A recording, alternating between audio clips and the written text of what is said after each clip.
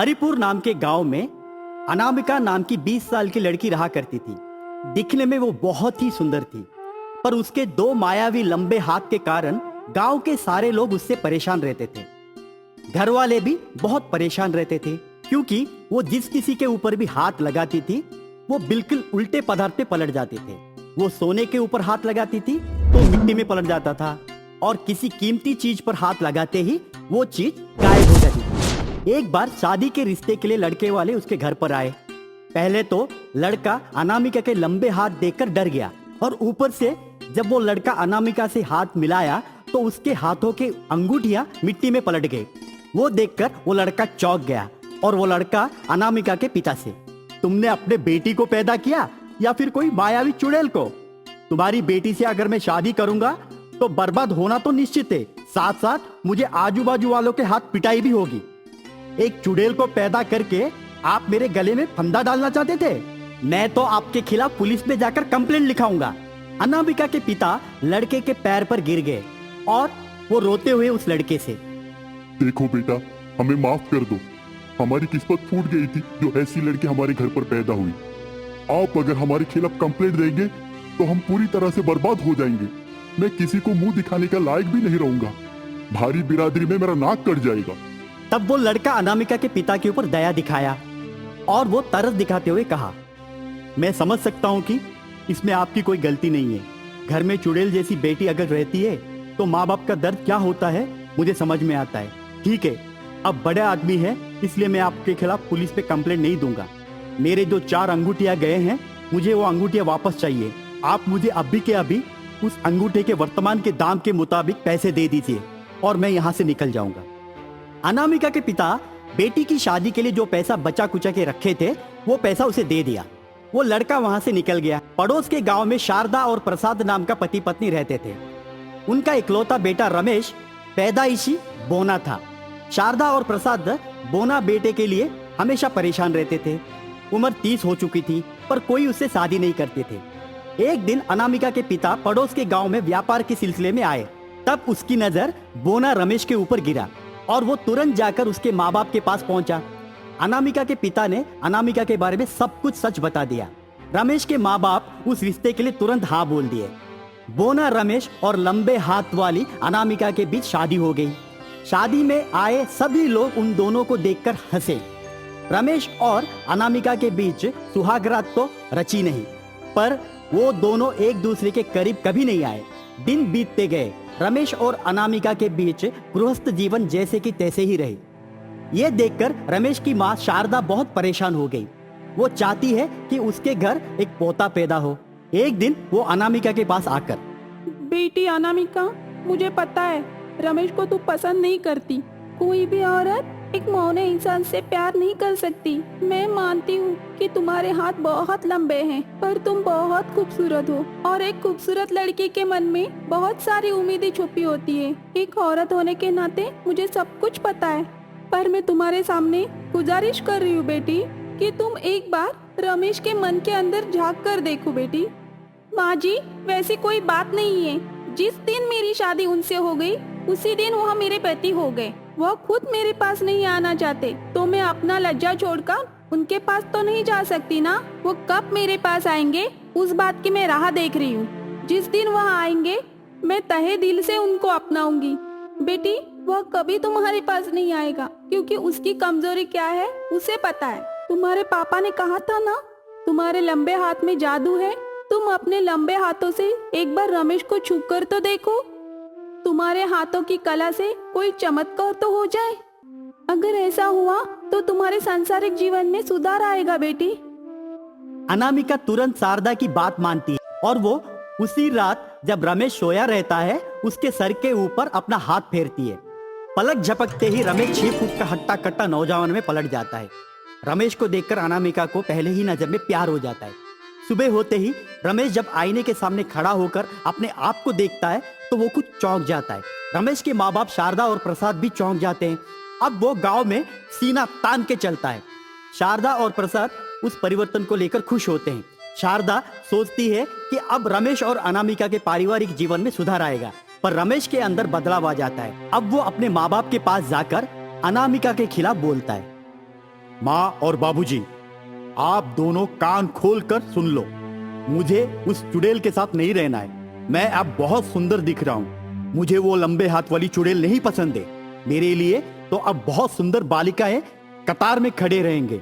आप कुछ भी करके उस चुड़ैल को घर से बाहर निकाल दीजिए। उसकी बात सुनकर शारदा को गुस्सा आता है और वो गुस्से में जाकर रमेश को थप्पड़ मारती है।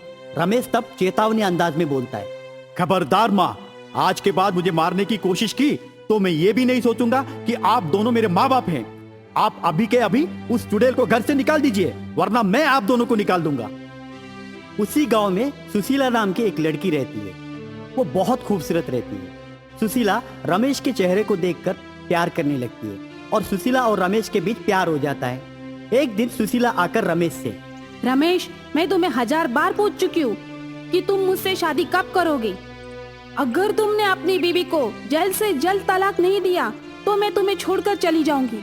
पता है ना कि इस गांव में तुम्हारे साथ मेरे अलावा कोई भी शादी नहीं करेगा, क्योंकि सबको पता है। सुशीला मेरी जान, क्यों गुस्सा होती हो? मैं तुमसे बहुत प्यार करता हूँ। उस चुड़ैल को तो मैं छोड़ के ही रहूंगा। बस तुम थोड़े दिन का इंतजार करो। जल्द से जल्द हम शादी करेंगे और अच्छे से जीवन बिताएंगे।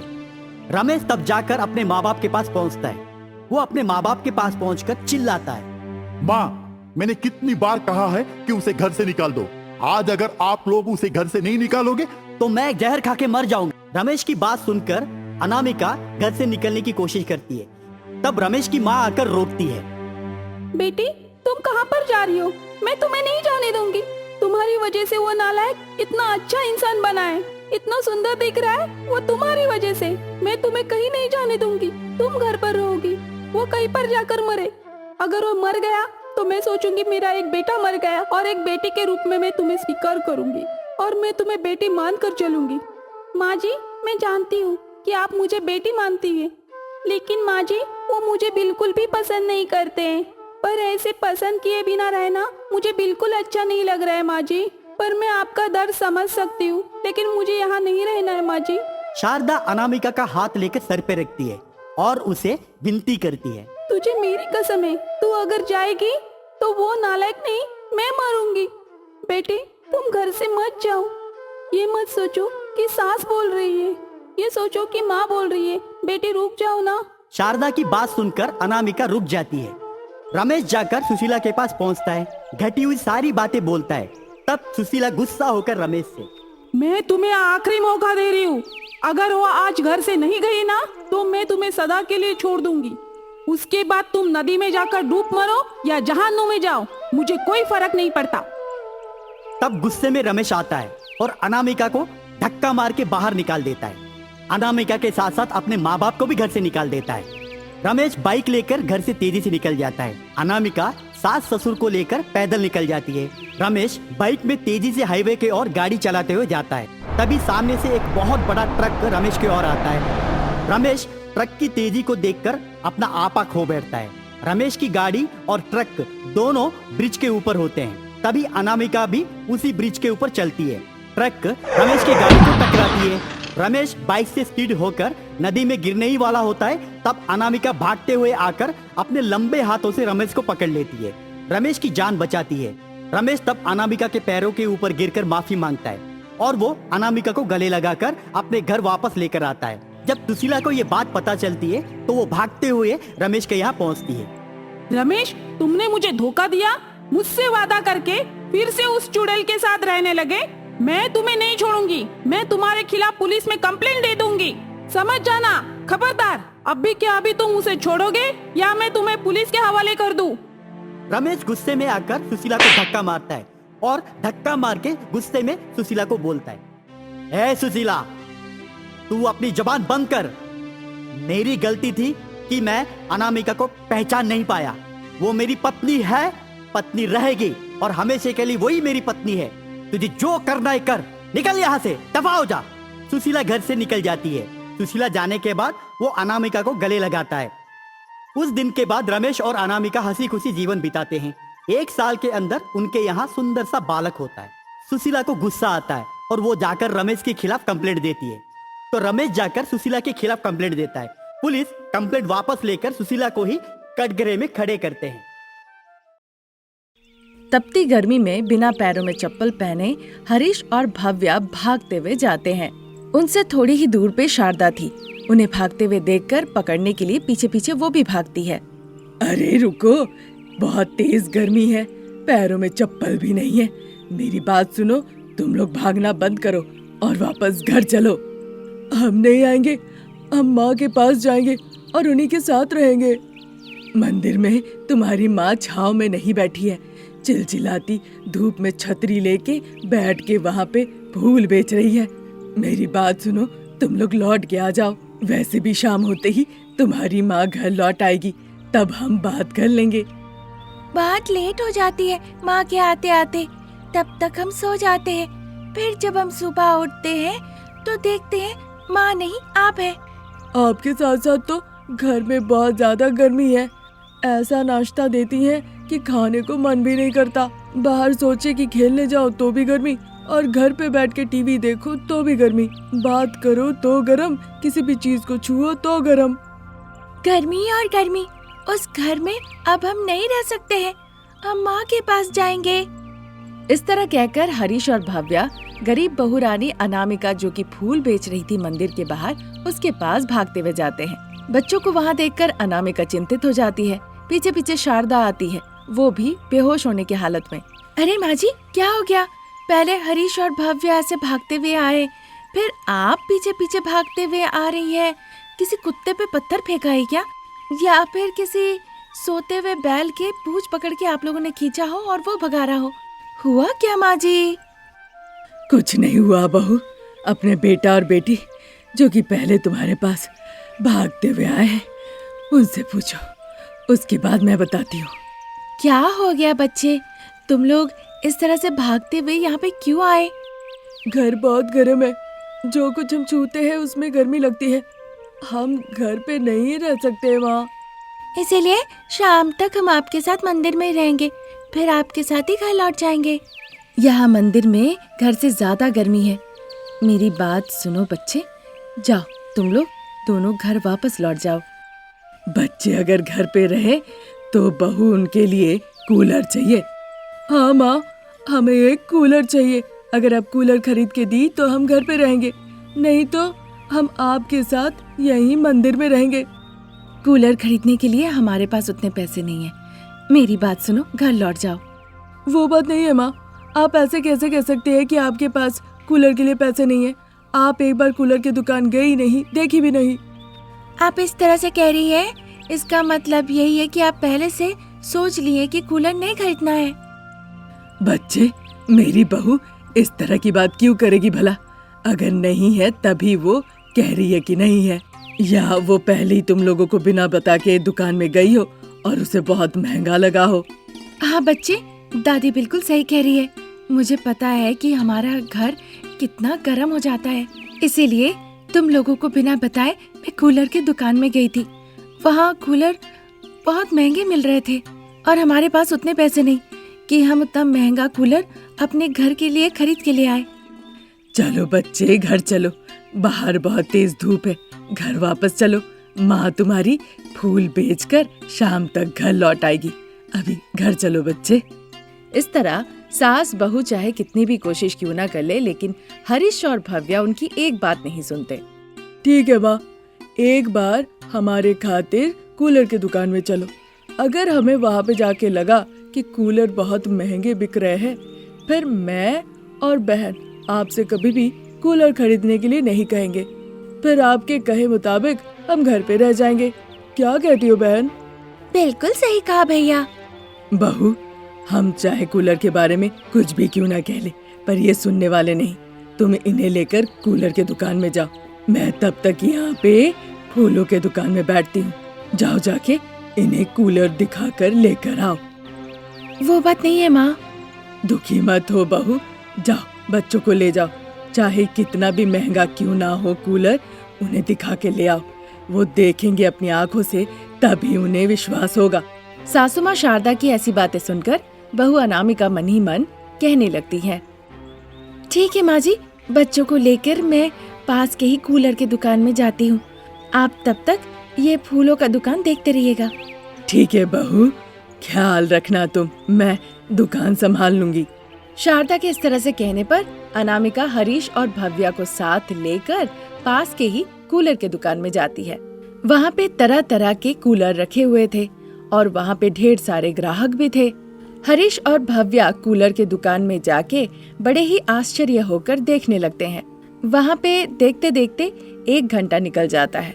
तभी भी बच्चे कूलर देखे ही जा रहे थे। वहाँ पे एक बड़ा सा कूलर देखकर हरीश कहता है, माँ इस कूलर को देखो, मुझे और बहन को ये कूलर बहुत पसंद है। माँ इसे ले लो ना। हाँ माँ, ये कूलर देखो कितना बड़ा है। इस कूलर से हम सभी का हो जाएगा। अरे रुको बच्चे, पहले इस कूलर का रेट तो पूछ लेने दो। ऐसा वो कह ही रही थी, तब तक दुकानदार वहाँ पे आ जाता है। बताइए मैडम, कौन सा कूलर आपको चाहिए? ये चाहिए, हमें ये दे दो। बच्चे थोड़ा शांत हो जाओ, हम लोगों को जरा बात करने दो। इस तरह कहने पर हरीश और भव्या शांत हो जाते हैं। भाई साहब, ये कूलर कितने का है? 15,000 बहन।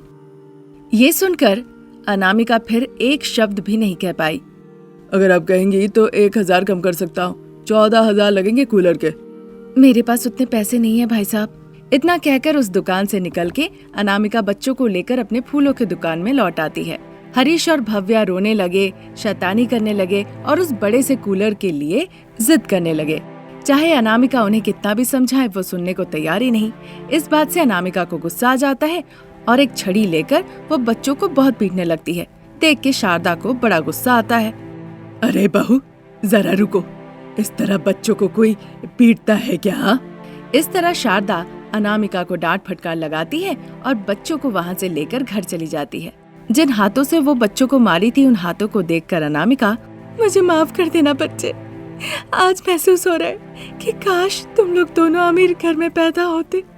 वो कहकर दुखी हो रही थी, तब तक वहाँ पर माधवी आती है। अरे अनामिका, तुम बच्चों को उस तरह से क्यों मार रही थी? अपनी गरीबी को तो नहीं मार सकती हो ना, इसीलिए बच्चों को मार रही थी। ये गर्मी हम ही नहीं सह पा रहे हैं, तो बच्चे कैसे सहेंगे बताओ? तो क्या हम अपने औकात से ज्यादा सोचे? तुम ही बताओ कैसे होगा? बच्चों के लिए करना पड़ता है अनामिका। मैं नहीं कर सकती हूँ माधवी। हमें कूलर कम भाव में भी तो मिल सकते हैं ना। वो सब बहुत छोटे हैं, सिर्फ एक ही को हवा लग पाएगा। बाकी लोग क्या करेंगे तुम ही बताओ फिर। अभी हाल ही में मैंने पढ़ा था कि किसी ने बहुत ही सस्ते दाम में कूलर बनाया है। क्या कहा? हम अपने से कूलर भी बना सकते हैं क्या? हाँ अनामिका, किसी टेक्नीशियन से पूछ के देखो। कहकर माधवी वहाँ से चली जाती है। इसी तरह 2 दिन निकल जाते हैं। अगर उनके कहे मुताबिक मैं बनाऊं, फिर तो गरीब लोगों को भी कूलर मिल सकता है। उससे बहुत पैसे भी बच जाएंगे। पर ये कूलर मैं बनाऊं कैसे? इस तरह से वो सोचने लगती है। फिर मंदिर से थोड़ी ही दूर पे जाने के बाद उसे बांस की झाड़ें दिखती है। तभी अनामिका को बांस से कूलर बनाने की एक अच्छी सी तरकीब आती है।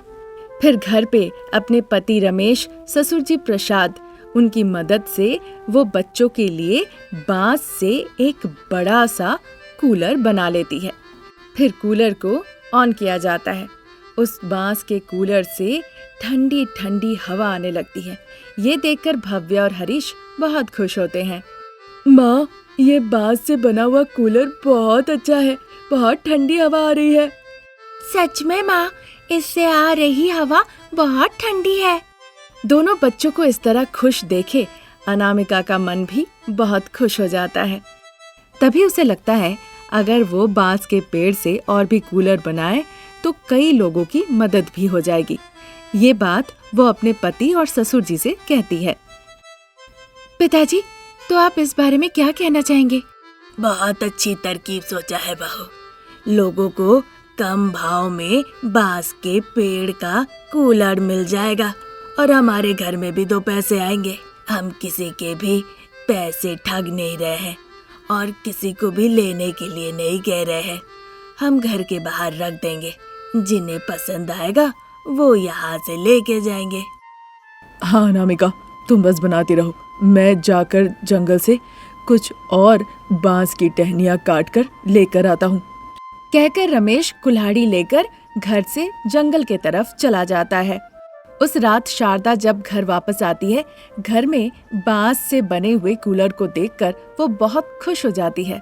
अनामिका ने जो कुछ हुआ सब कुछ खुल के बताया कि और भी बांस के कूलर बनाने से गरीब लोगों को बहुत मदद हो जाएगा और उससे कुछ पैसे वो कमा भी लेंगी।